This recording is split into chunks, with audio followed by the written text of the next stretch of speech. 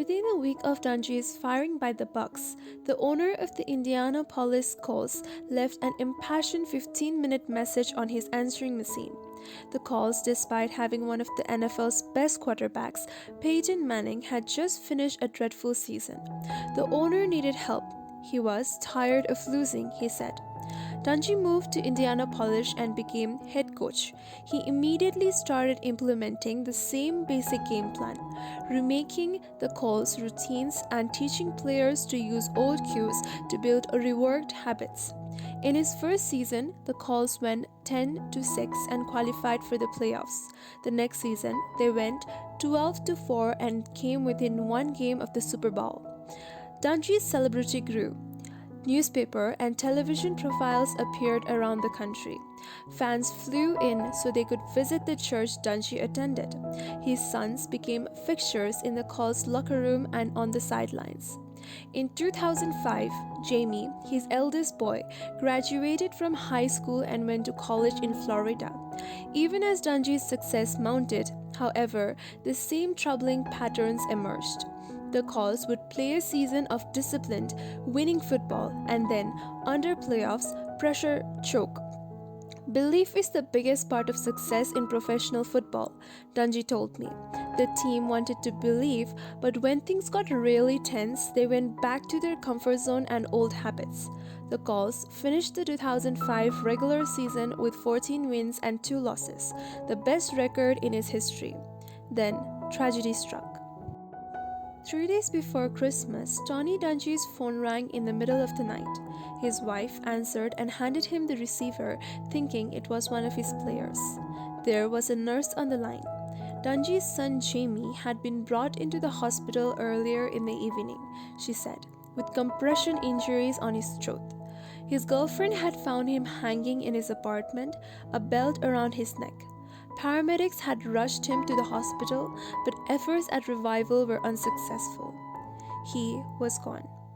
A chaplain flew to spend Christmas with the family. Life will never be the same again, the chaplain told them, but you won't always feel like you do right now. A few days after the funeral, Dungy returned to the sidelines. He needed something to distract himself, and his wife and team encouraged him to go back to work. I was overwhelmed by their love and support, he later wrote. As a group, we had always leaned on each other in difficult times. I needed them now more than ever.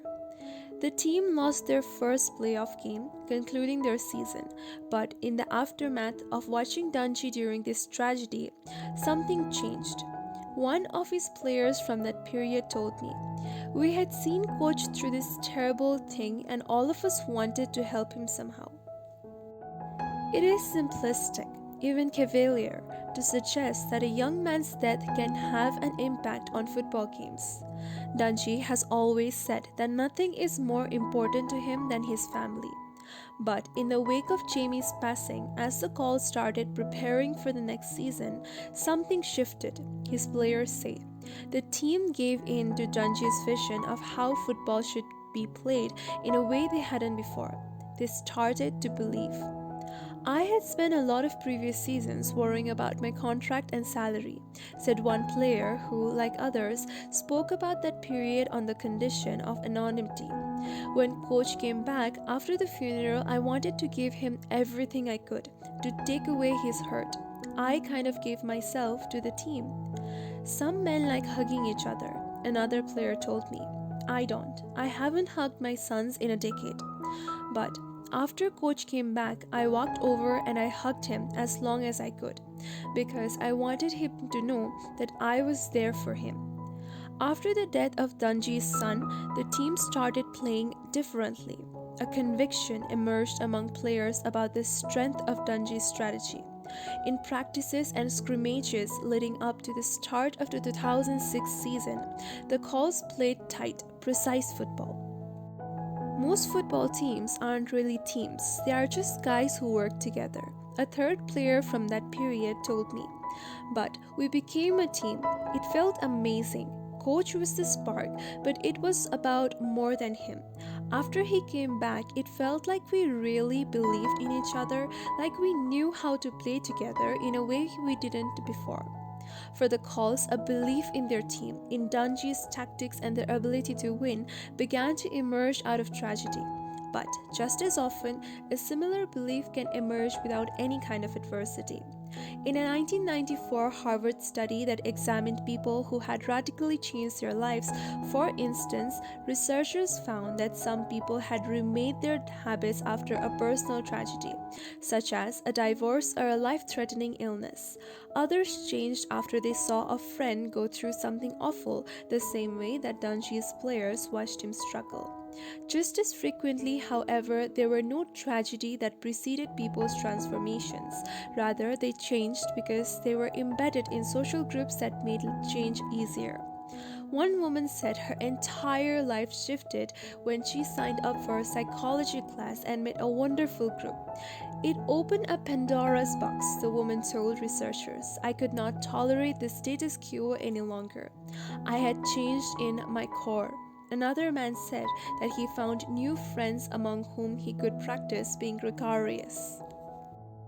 When I do make the efforts to overcome my shyness, I feel that it is not really me acting, that is someone else, he said.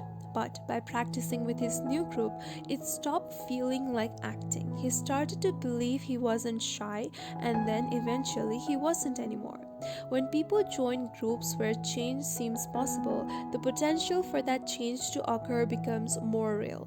For most people who overhaul their lives, there are no seminal moments or life-altering disasters. There are simply communities, sometimes of just one another person, who make change believable. One woman told researchers her life transformed after a day spent cleaning toilets, and after weeks of discussing with the rest of the cleaning crew whether she should leave her husband. Change occurs among other people. One of the psychologists involved in the study, Todd Heatherton, told me. It seems real when we can see it in other people's eyes. The precise mechanisms of belief are still little understood. No one is certain why a group encountered in a psychology class can convince a woman that everything is different, or why Dungey's team came together after their coach's son passed away. Plenty of people talk to friends about unhappy marriages and never leave their spouses. Lots of teams watch their coaches experience adversity and never gel.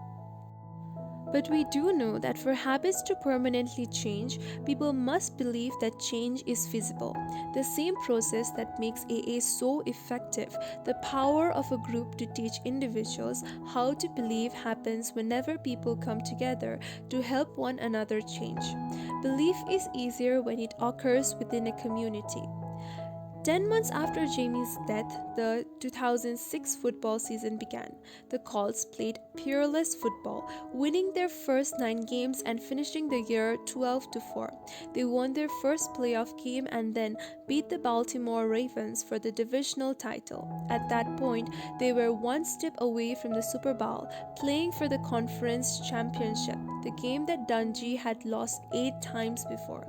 The match-up occurred on January 21, 2007 against the New England Patriots, the same team that had snuffed out the Colts' Super Bowl aspirations twice. The Colts started the game strong, but before the first half ended, they began falling apart. Players were afraid of making mistakes or so eager to get past the final Super Bowl hurdle that they lost track of where they were supposed to be focusing. They stopped relying on their habits and started thinking too much. Sloppy tackling led to turnovers. One of Peyton Manning's passes were intercepted and returned for a touchdown. Their opponents, the Patriots, pulled ahead 21-3. No team in the history of the NFL had ever overcome so big a deficit in a conference championship. Dungey's team once again was going to lose. At halftime, the team filed into the locker room and Dungey asked everyone to gather around. The noise from the stadium filtered through the closed doors, but inside everyone was quiet. Dungey looked at his players. They had to believe, he said. We faced this same situation against this same team in 2003, Dungey told them. In that game, they had come within 1 yard of winning. 1 yard. Get your sword ready because this time we are going to win. This is our game. It's our time. The Coles came out in the second half and started playing as they had in every preceding game. They stayed focused on their cues and habits. They carefully executed the plays they had spent the past 5 years practicing until they had become automatic. Their offense on the opening drive ground out 76 yards over 14 plays and scored a touchdown.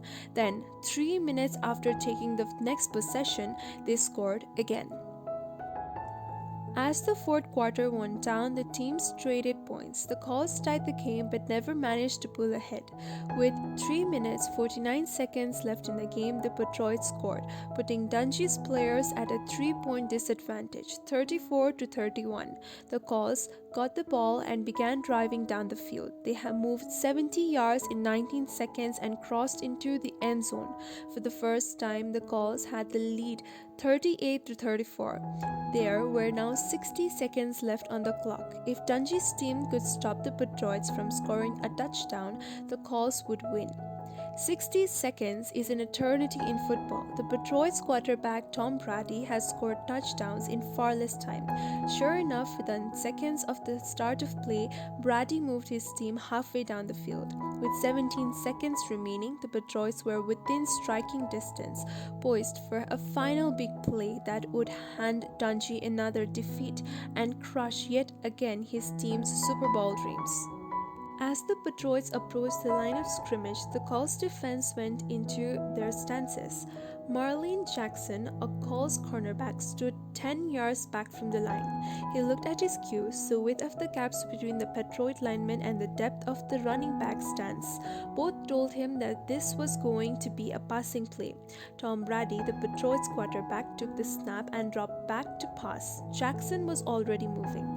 Brady cocked his arm and heaved the ball. His intended target was a Patriot receiver 22 yards away, wide open, near the middle of the field. If the receiver caught the ball, it was likely he could make it close to the end zone or score a touchdown. The football flew through the air. Jackson, the Colts cornerback, was already running at an angle, following his habits. He rushed past the receiver's right shoulder, cutting in front of him just as the ball arrived. Jackson plucked the ball out of the air for an interception, ran a few more steps, and then slid to the ground, hugging the ball to his chest. The whole play had taken less than 5 seconds. The game was over. Dungy and the Colts had won. 2 weeks later, they won the Super Bowl. There are dozens of reasons that might explain why the Colts finally became champions that year. Maybe they got lucky. Maybe it was just their time. But Dungy's players say it's because they believed, and because that belief made everything they had learned, all the routines they had practiced until they became automatic, stick even at the most stressful moments. We're proud to have won this championship for our leader, Coach Dungy, Peyton Manning told the crowd afterward, cradling the Lombardi trophy. Dungy turned to his wife. "We did it," he said. How do habits change? There is unfortunately no specific set of steps guaranteed to work for every person. We know that a habit cannot be eradicated, it must instead be replaced. And we know that habits are most malleable when the golden rule of habit change is applied. If we keep the same cue and the same reward, a new routine can be inserted. And that's not enough. For a habit to stay changed, people must believe change is possible, and most often that belief only emerges with the help of a group. If you want to quit smoking, figure out a different routine that will satisfy the cravings fueled by cigarettes. Then find a support group, a collection of other former smokers, or a community that will help you believe you can stay away from nicotine, and use that group when you feel you might stumble. If you want to lose weight, study your habits to determine why you really leave your desk for a snack each day, and then find someone else to take a walk with you, to gossip with at their desk rather than in the cafeteria, a group that tracks weight, loss goals together, or someone who also wants to keep a stock of apples rather than chips nearby.